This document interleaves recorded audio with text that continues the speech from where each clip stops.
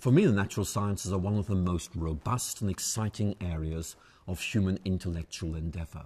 In other words, the sciences are able to investigate things with a rigour which you don't often find elsewhere in human intellectual activity.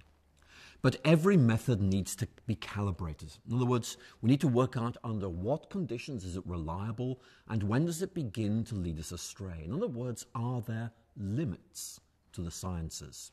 And I think there are, and certainly I've been very influenced by Peter Medawar, a very famous Oxford immunologist who won the Nobel Prize for Medicine back in 1980.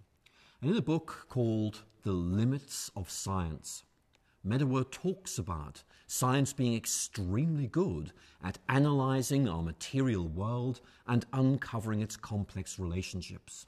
But, he says, when it comes to questions of meaning, why are we here, or value, what's good, science doesn't really help us at all.